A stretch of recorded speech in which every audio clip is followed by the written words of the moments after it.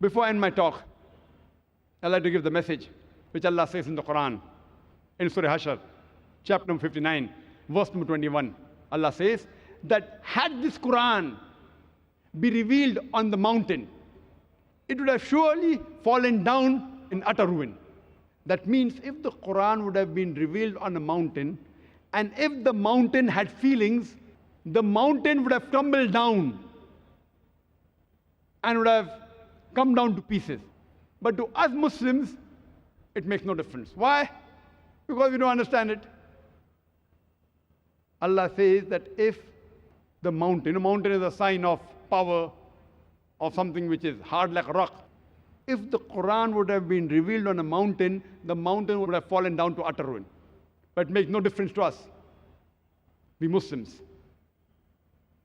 we have to read the Quran with understanding. And we Muslims, if we back into the history, we Muslims, we were on top of the world. Today, we Muslims on the receiving end. Why?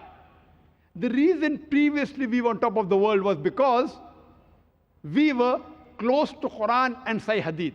And today, we are on the receiving end is because we have gone far away from our religious scriptures, far away from Quran and Sunnah.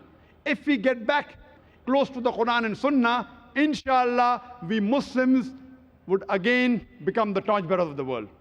I would like to end my speech with the hadith of the Prophet Muhammad sallallahu alaihi wasallam, with mentioned in Sahih Bukhari, hadith number 5027.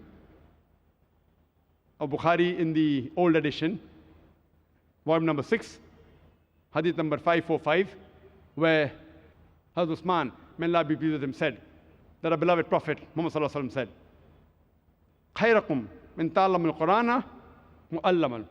That best amongst you are those who learn the Quran and teach it to the others. Wa akhiru da'wana alhamdulillahi rabbil alameen.